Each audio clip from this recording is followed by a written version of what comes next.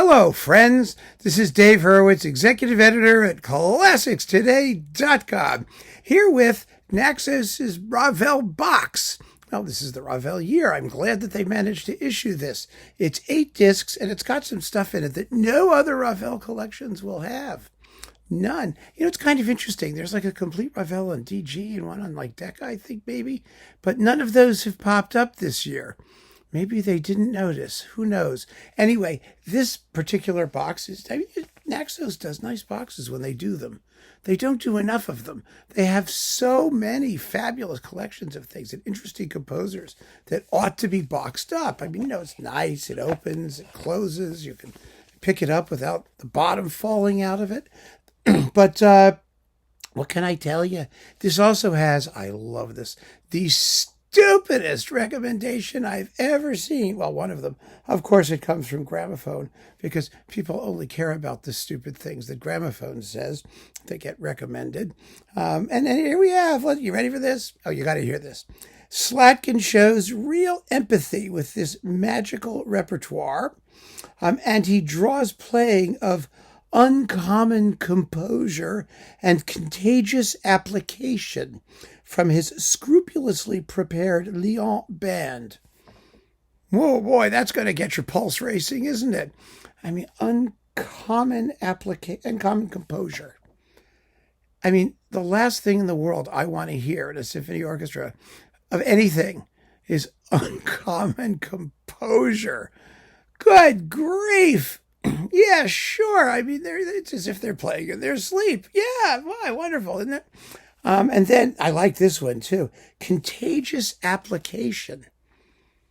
I think I got vaccinated against that this year. Anyway, I incredible contortions of the English language. Here is the bottom line. The first 2 discs containing the basic orchestral stuff, Alborada and the Scheherazade Overture and the Minuet Antique and Bolero and Rhapsody Espagnole and the Valse Noble and Gaspard. Oh, Gaspard, we got to talk about that. The Tombeau de Couperin and La Valse.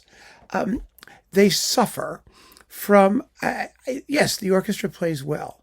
I guess that's scrupulously prepared, or maybe that's uncommon composure. Well, the uncommon composure is a bit of a problem because I don't think it's Slatkin. Slatkin knows this music. He conducts it beautifully. He really does.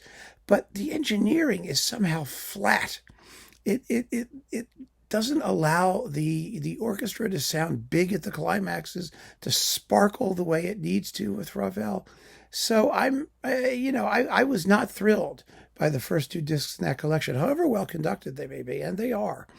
You do get the Marius Constant orchestration of Gaspard de la Nuit, which is marvelous. I mean, it's very idiomatic, and it just sounds terrific. And it's very, very well performed. So, there are things that sort of justify having it. But the rest of this collection, the other 6 discs, are really kind of nifty.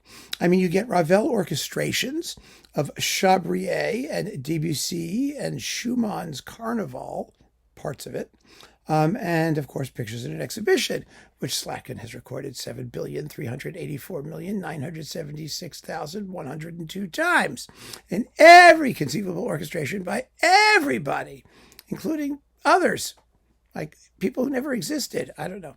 I mean, boy, does he know Pictures in an Exhibition. So you're in good shape there. Then we have a very good Daphnis and Chloe and Un Barque sur l'Océan. That's lovely. You don't usually get couplings with Daphnis, but yeah, things improve. They definitely improve. I mean, the choir's well balanced, and it's a beautiful performance of Daphnis. And then there's this really cool Antar incidental music. Yes, Ravel took Rimsky-Korsakov's Antar Symphony and turned it into incidental music. And he reorchestrated some of it he didn't, but he rearranged it. It's kind of cool to hear. It's really fun. The problem is, here was the problem. They added this horrible narration. I mean, the only thing we care about is what Ravel did to the Rimsky, right? I mean, the rest of it doesn't matter. And you have this endless text talking about Antar in French, of course. This person, in this echo chamber, histrionically whispering and moaning and shouting about Antar. Oh, my God, it's irritating, especially when there's like music happening at the same time. So, it's fascinating for what Ravel did, and it's aggravating as hell for the way it's presented. I don't understand why they did that. There's a very good Scheherazade with, Isabelle Drouet, mezzo-soprano. She sings beautifully. The piano concertos are extremely well done by Francois Dumont. That's a very, very good set. And Slatkin, remember, recorded the piano concertos with Alicia de la Rocha. So, he certainly knows his Ravel concerti, probably a million times in concert, too. Then there's a Tzigana. Ravel's most horrible work, played by Jennifer Gilbert, and she plays very well. But, it's Tzigana. Who cares? And then you get the two operas. The operas, L'Heure Espagnole and L'Enfant des Sortilèges. L'Heure Espagnole has Don Quixote Dulcinea attached to it.